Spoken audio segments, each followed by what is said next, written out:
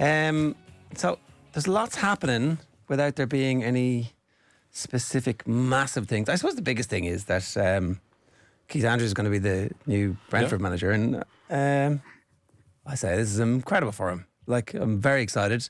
Also a little bit worried, the way you would be, as somebody is suddenly stepping out into the big time. You're like, I really hope it works. There have been former Republic of Ireland internationals who have managed in the Premier League. Most recently, Chris Hughton on a full-time basis, Mick McCarthy before, Joe Kinnear.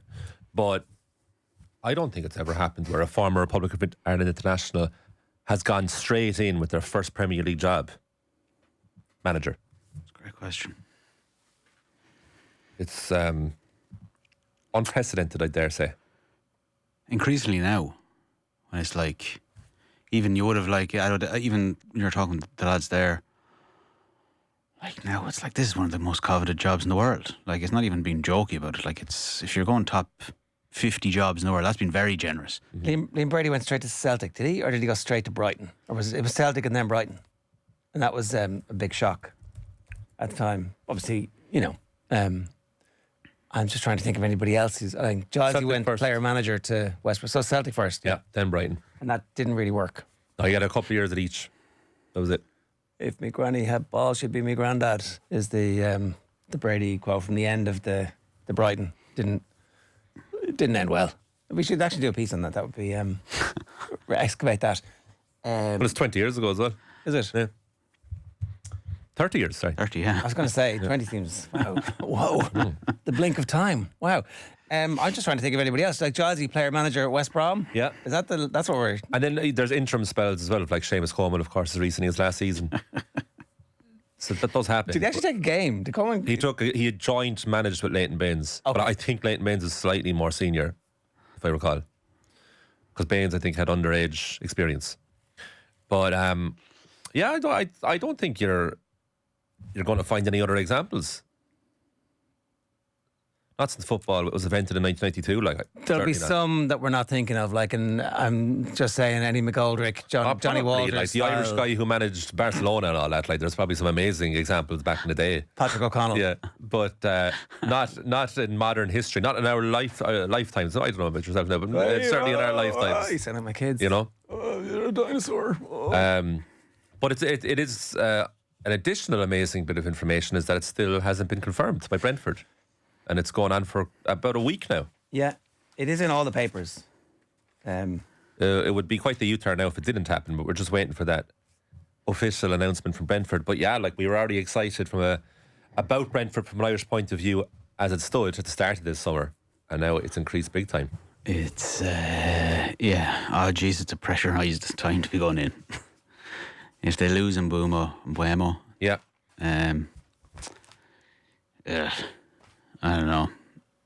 I'm not sure what success even looks like, because you're if you're going to have to stick to kind of match what Frank was doing. Well, you can't do that straight away, right? The guy, he's not going to have much time. You're not going to he's not a very smart fella, who seems to be quite involved in this selection of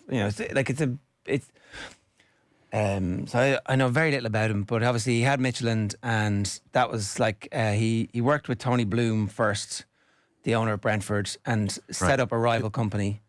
Brighton. Yeah, Bloom is Brighton. Yeah. So Bloom is a gambler and made a fortune in finding little kinks in markets, and was able to make money off gambling, hundreds of millions, and then sold his software. But one of the guys who helped him develop the software is the guy who owns Brentford, but he started his rival company, and now you'll see when Brighton play that they'll be in the rival away fan zones, and they never speak to each other anymore. So there's good pieces done about the background to it. He set up Midtjylland and eventually sold Midtjylland recently enough, I think maybe the last 4 or 5 years. So Midtjylland was like this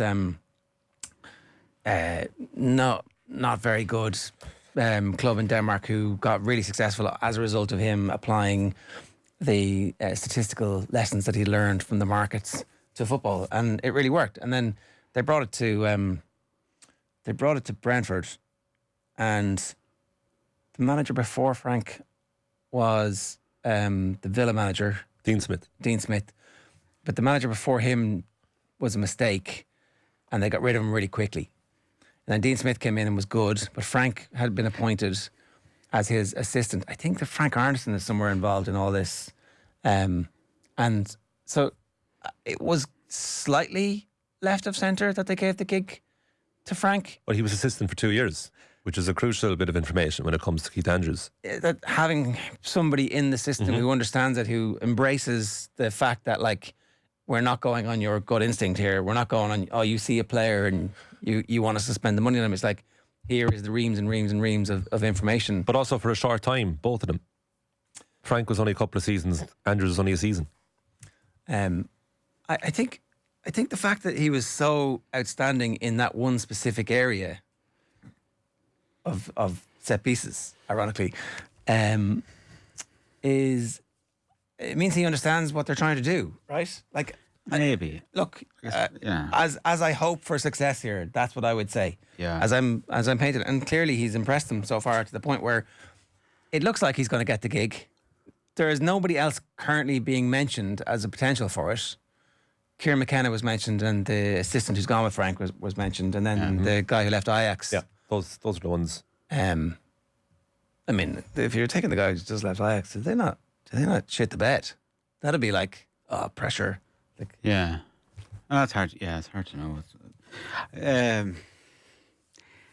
It's a strange scenario because it's like, even I was kind of thinking about this. I suppose it's impossible to say no disrespect because it is disrespectful. If he had been appointed Ireland manager when Hamer got the job, I don't think there'd have been universal acclaim for that or any sort of positivity. Now, that's probably our own naivety or whatever else, but it's such a strange scenario because I'd love to know what they're thinking. Like, imagine if Villa lost Emery and they gave the manager's job to your man with the long hair who's been doing the corners. McPhee. Like, it's a straight, like, I know because we obviously have a more formed relationship with Keith through Ireland and everything else. But, like, if you're looking at it objectively, it looks mad. It's like this guy who's never managed, who's been in coaching for a while, you know, different places, punditry, everything else, and you're given the job and manager to the set piece coach. I don't know. Like, it's an interesting thing you talk about the systems and that are structures in their place, because I'd still say that probably no more than stuff, say, at Liverpool, where they're also excellent at it, that you still have to have an exceptional manager in there to match the exceptional data. It's not like you can just plug anyone in, or someone who just gets it in terms of, like, or who has a willingness even to get it and engage with it. You still have to be kind of exceptional, especially to thrive in the Premier League. Like, if you're talking about their fact, where did they finish this year? Top 10, wasn't it? Or thereabouts, mid-table certainly. So that's kind of where, if he doesn't do that, he's gone. they finished 7th, didn't they, in the end? Probably. 8th. Do you know? And maybe there'll be some leeway if they lose kind of key players and stuff, but, like, you can't be involved in a relegation battle or anything. I don't think that's true for your first season. I think it depends. If you say, like, there's going to be a transition period, here's the plan, and it's. I think that if they were to lose 5 or 6 games in a row early doors, it's curtains no matter what. And I think that's the case for anybody in the Premier League. But I do think that there'll be a little bit of, if you lose like 2 or 3 of your best players, which it looks like they're going to, then. But I guess if you pride yourself in your ability to recruit talent that's kind of low market value or whatever, then you're kind of. Frank was involved in a relegation battle in the first season. I'd say that's different now, though. That's not, you know what I mean? That's grand in the first season. Maybe. I'm not convinced about that. I actually think that, like, if I think that if there's signs that he understands what they're doing and he's integrating the players that they've bought, and, you know, like, if maybe I think there'd be a willingness to give him a bit of time. I haven't said that. Like, lose 3 games and all of a sudden everybody is baying for your blood. In particular, Martin O'Neill, who is, like, very excited about the fact. Can you be waiting in the short grass? That Keith Is that a thing? That Keith might get this gig. So O'Neill was on TalkSport this week, and he is very excited about it. He said that Keith was vitriolic about me and Roy when we were in charge. I don't think he was vitriolic. He was, like, fairly straightforward at the end. I was very defensive about Martin O'Neill's time as Republic of Ireland manager until the end. like all managerial careers, it was good and then it wasn't.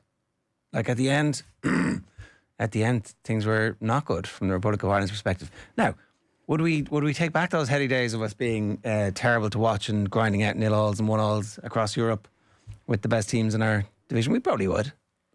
So maybe we didn't know what we had. But it's going to be extremely difficult. And it's funny because it's even I know the structure part of it is vital and everything else. And as a club, they're obviously wildly successful. What they've done, it's off the charts. But it's just all those intangibles. Like, how do you like it's every experience for him is going to be new. Well, Neil said, good luck to him. I hope he does get the job, because he'll then realise what management is all about. Pardon me. It's not as easy to be just sitting in a pundit's chair and just criticising someone who, in all honesty, had a much better career than he had. He was dealing with the bottom end of it when I was winning the European Cup. Jesus. I didn't know that second part. Obviously, he wasn't born when Martin O'Neill was winning the European Cup. Twice. Yeah, he was sub for the second one. Sorry, I mean, obviously it's an incredible achievement, and I actually really love Martin O'Neill. Great. I do. That's love the point we're at. Roy Keane didn't play in '99. Stephen Jordan said, "You look at the fella's resume, and there's nothing in it." Simon Jordan, is it? Simon Jordan. Sorry. Hello, Stephen. How are you? This is heavily risky. It seems like a really big punt. It is. Like, I don't think there's any two ways about that. It might work out, but it's definitely a risk. There's no way that it's kind of based off any body of work that we're aware of anyway. It's like, it's kind of all, it's just, I don't know if it can prepare you for when you're walking out, whatever he walks out at Anfield, and it's like they're expecting a routine victory and you're coming up against league champions, and I don't know. It's fair play to him. It's a tough outlet to start in the full glare of the media as well, because obviously, as you're saying there, like people like O'Neill who are not afraid to say things that maybe Roy wouldn't Keane's be said going to be in polite exactly company. the same. Roy Keane will hammer them as well. The short grass is exactly where Roy Keane is. He is gagging for Keith Andrews to get this gig, because Andrews held him to account when they were in charge of his country. Like, it's exactly what they would do. He was doing exactly what Roy Keane would do. So I guess what's going to be really interesting though is if they do struggle, and if it's leaving Kelleher in a tough spot. It'll be interesting to see where all the alliances lie here. The last thing, we don't want Caoimhín Kelleher getting relegated. No, we don't. Or Nathan Collins, but maybe Nathan Collins gets a move. Nathan Collins he hung around Wolves for a year, That's all he did there, and he moved on. You can move on. When I saw Keith Andrews linked with the job and then looked like he's going to get the job at Brentford, I have to say my instant reaction was like, oh, they've given up. They've no money left. They've huge financial worries coming in, so they have to appoint from within. But then you hear about just how much of an impact he's made. He only got hired last July, 11 months ago. This time last year, he wasn't even at the club. That's how impactful he's been as a set-piece coach. And then with Brentford too, you're talking about the collective is generally better than their individual. So if you have someone who knows the inner workings of it, it actually can be quite seamless what they're doing. So they rely on the collective in defence and midfield, and they generally do need a talisman. So they had Ivan Toney, and then he left, and Brian Mbeumo stepped up. Now, if Mbeumo goes, and it looks like he's going to go, but Mbeumo had been there for 4 or 5 seasons before that. And then I suppose the big personality and presence of Toney left. Now, Toney also was suspended for a long time while at Brentford, came back, finished his time there, and left. And Mbeumo stepped up massively last year, so that would leave you now with Uvisa to be the next guy to step up if he stays in the club. Uvisa himself has to deal with the trauma of the robbery in his house too, and he said he can't sleep properly at night because of it. So he still has these like massive personal issues to deal with, but football seems to be his release. So either they need to replace Mbeumo, and I would back them to do that in the aggregate about a player that we're not too familiar with, and then they could be back up to where they were. But at the same time, Thomas Frank is probably the guy who was keeping it all together. Keith Long at Bowles style. It'll be interesting. I mean, there's a reason that Spurs have come in and hired Thomas Frank. And maybe it's a little bit of just you're trying to take away some of that kind of magic that's there at Brentford. Or there's the chance that he himself is just an individual star from within that system, if you know what I mean. It's very hard to separate it. I suppose that we'll know soon enough with him too. He reminds me of kind of Paul McGinley, Keith Andrews. So, he was a good player. He was good. But he seems to have an incredible influence with those around him in the game afterwards. He must be an incredibly impressive figure beyond our subjectivity towards him, our bias, that he was working with us not long ago, and a great guy to work with and very interesting. But he must make a serious impression wherever he goes. I mean, they're like Brentford could find someone else if they really wanted to. They could go down the lower leagues across Europe. They could find someone. They could find a championship manager now and offer him the job, and he'd probably take it. So obviously, this guy has seriously something impressive. And I wonder what, like, the delay is really interesting at this stage about why it's taking so long to confirm. And if it is a delay because something is happening in the negotiations, I'd be fascinated to know who it's from. Is it Brentford making sure that they have the right guy? Or is it Andrew saying, are you definitely going to back me here because this is my first job and I'm going to need all the help I can get? But do the players want to hear that too? Well, they're not in any rush. From a guy who's just starting off. They're not in any rush. I don't know if... He starts in about 6-7 weeks. I know, but like he's obviously at the club. It's you know, there's no...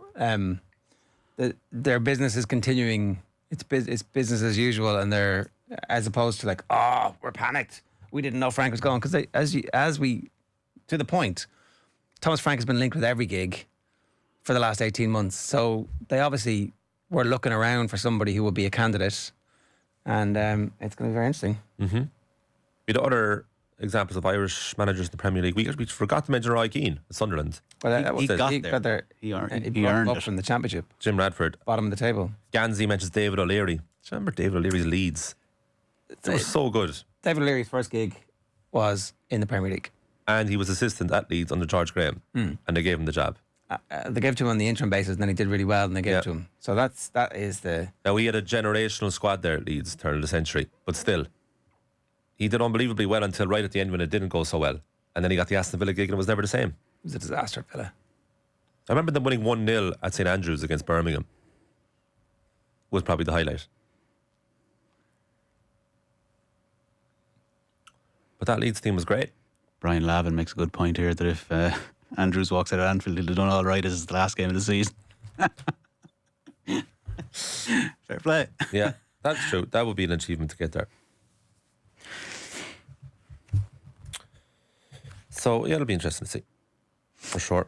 Off the Wall Breakfast is with UPMC Orthopaedic Care. When things don't move, rotate or bend like they used to, choose us to help you get back in action. The other big news in the newspapers today is that Ellis Genge is not a dickhead. This is so Dan Sheehan goes, it's mad how fast you can go from despising people to hanging around to go for coffee with them. It's probably just that rugby blokes are good blokes. You can turn on the hatred when you want it. Yeah. I'm trying to think if I can find one for you. Genge would be a good one. He's obviously a passionate, animated player for England, and someone who we as Ireland would consider as a talisman, and someone in an Irish jersey we need to target. He's one person you enjoy having on the team, and he's a funny bloke off the pitch. I think everyone loves him. You can see the passion he brings to meetings, to pitch, straight and scrum.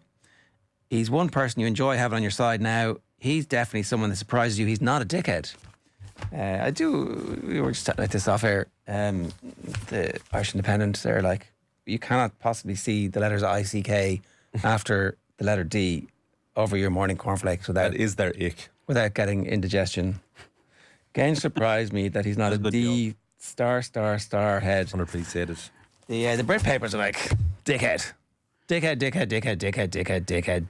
They're just saying it. And they're happy enough for it. Where do you stand on the use of blokes? As an Irish person. Would you ever use it? Not blokes. I have one Irish friend there, he does say bloke. You've thrown in a lad there in WhatsApp. Lad and pal I'm fine with, but not bloke. I don't know, anyway. Do you think it's patronising? I can't imagine anyone saying it. Yeah, anyway, sorry. But that's all the Lions hullabaloo. It's...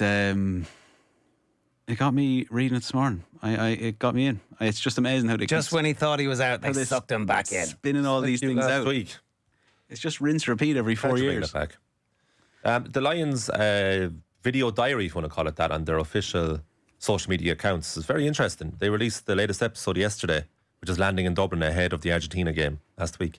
Some good nuggets in there.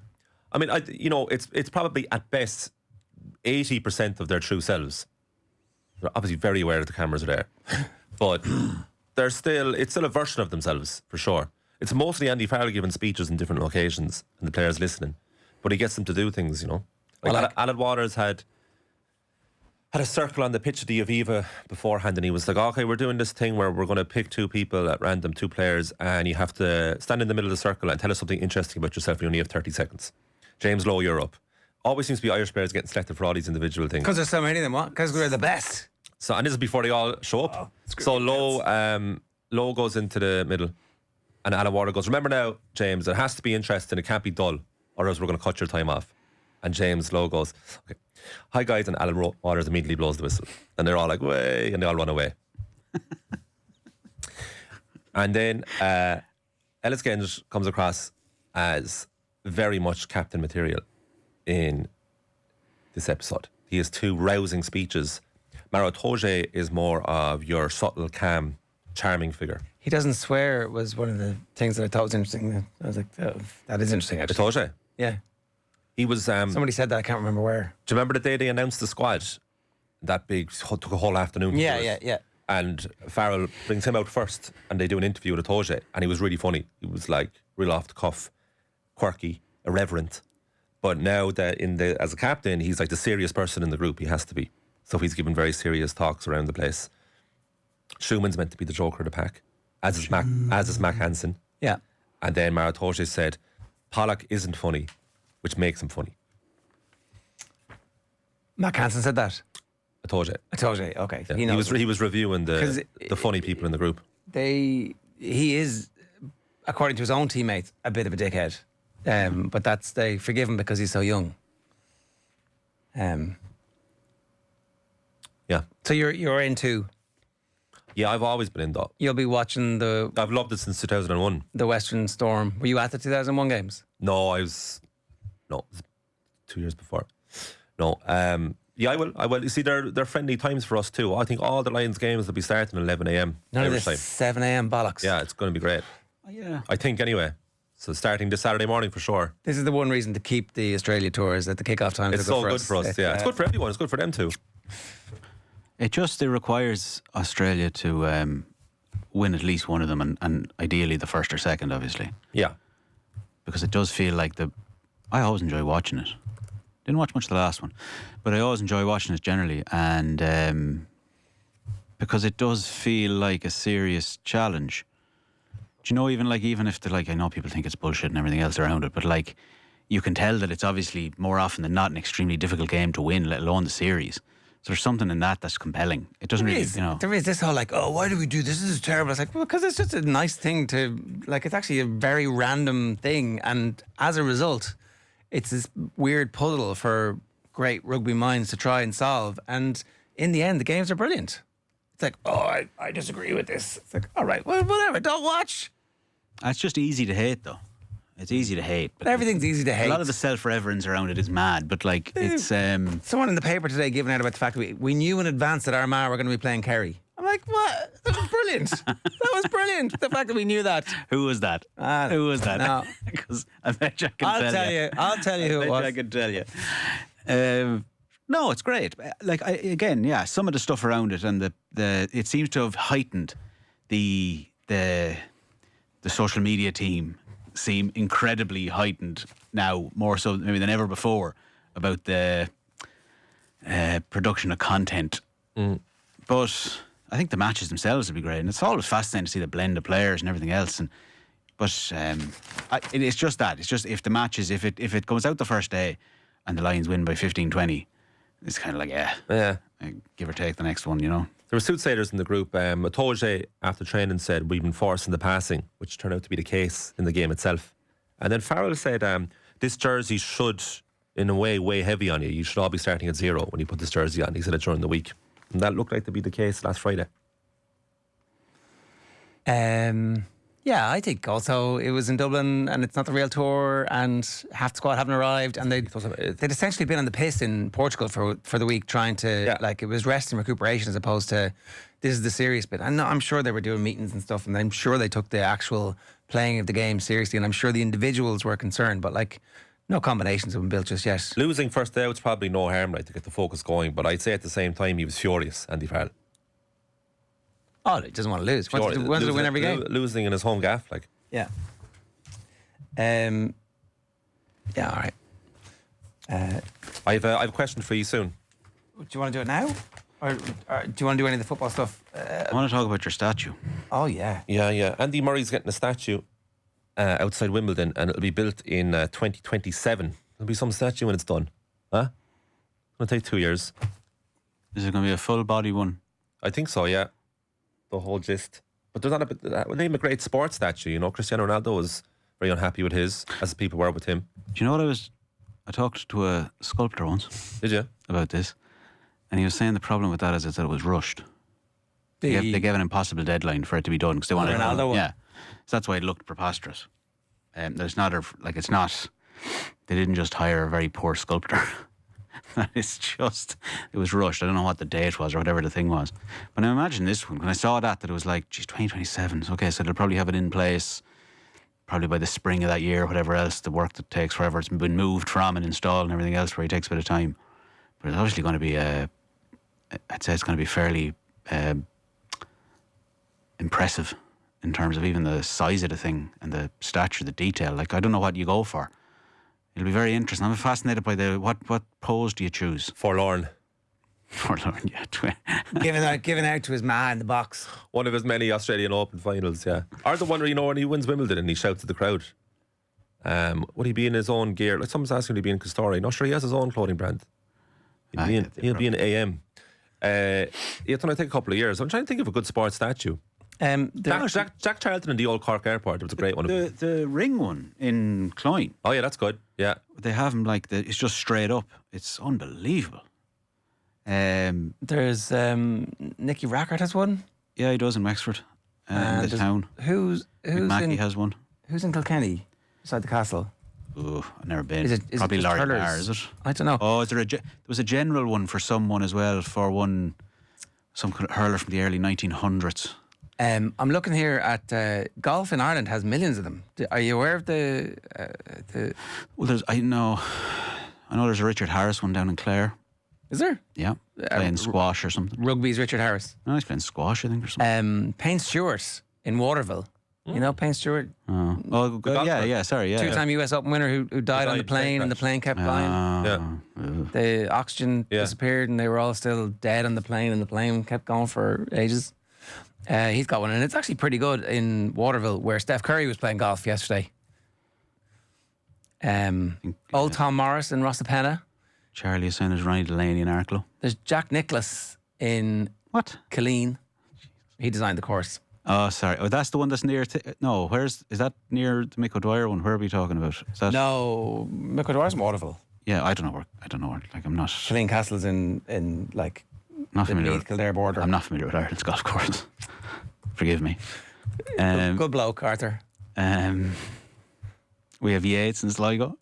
We can keep going, but it's class. It'll be class if it's done right. There's a Sevi statue in Laois at the Heritage. Yeah, he designed that.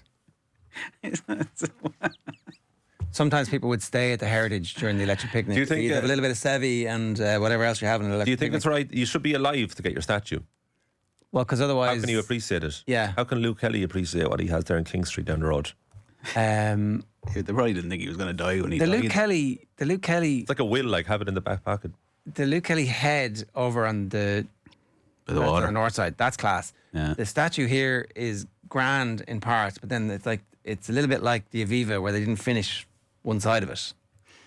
It's kind of if you look at it, it's like he's been kind of AI'd to make him skinny down at the bottom, and it's like the thing has melted a bit. Who deserves a statue though? I mean, why is there no Roy Keane statue? Can you refuse? He walked out in his country in Saipan. Can you refuse a statue? I mean, Cody. There must be conversations around Cody in Kilkenny. There will be conversations about John Kiley in Limerick, won't there? No, I don't think so. Do you know what? I don't. Maybe when he's like, maybe they'll do it in Galway or wherever. Like they'll do it on a smaller scale. But I don't know. There's something about a statue that who deserves a statue that doesn't have one. Paul McGrath. Does he? Yes. Where would you put it? We put it in each court. Sorry, excuse me. Can we? What? What was the response? No, I'm just wondering. Where would you stop? Where'd you stop? Yeah, where do you stop? Where do you start? You start with Paul McGrath. Yeah, but where do you stop? Like, do you have a Roy Keane one? I would stop at Paul McGrath. Where's the Roy Keane one going? Well, obviously Mayfield. So, but I mean, the say- Robbie Keane one. Where's that going? I'd say Tala. Duffer was 2 years away from one at Chelsea. And they've deleted that draft now. I don't know. Is there any League of Ireland ones at all? Is there? Jim McLaughlin, Derry City, maybe. But it's not. It's an interesting thing though to do, because you're almost. Sorry, the Killeen Castle Jack Nicklaus one is class. Yeah, I don't think that. I'm not for them. I'm not even. They're kind of bizarre. They're not done on merit in terms of geographical place. Like, what the hell is it doing with a statue of an American golfer there? Well, he designs the course. But that's designed a course. Like, that's not. Here's the greatest golfer of all time who came here and designed this course, which is pretty good. Yeah, but I presume he was paid to design that course. He wasn't doing it out of the goodness of his heart. No, he was, of course, paid to do it. Yeah, so I mean, I presume also then that's probably part of the package. You will put up a statue to me after this course is designed. No. I'd be interested to know when it went up. Well, obviously, I mean, obviously it went up after he designed it. Yeah, I'm not having that one so much. It's brilliant. Yeah, that's fine. I'm not giving out about the craftsmanship. I'm just saying the thought behind it. Did you ever see Jack Charlton's one in the old Cork Airport? I mean, I must have, but is it gone? I don't think they transferred it to the new one. Well, there's two ring ones, isn't there? There's another one at the airport as well, I think. The new one? I haven't been to the new Cork Airport in years. So maybe they do have it. Jack Lynch, of course, has one. Sorry, He there also are has a tunnel. two. There are two Jack Charltons. There was the one in Cork Airport was him with a salmon, Yeah, it was right next to the little pond. and there's one It now was class. that has been unveiled in Ashington. That's in the UK, obviously. Yeah. Is it? Yeah. Is Ashington in the UK? Yeah, Ashington's where he's from. It's up north. By Okay. Newcastle. Well, that is a good one, actually. The one that they did for him there. The one in Cork looks pretty good, but where is it now? I don't know where it is. It could be preserved somewhere. Here's a question, right? What makes a good statue? It just has to look like the person. Or do you need a pose to go with it?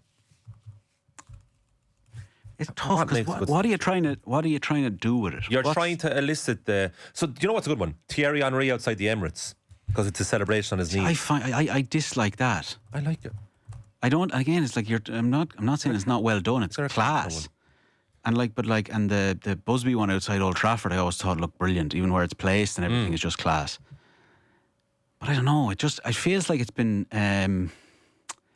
It feels like the idea of it has been cheapened somewhat.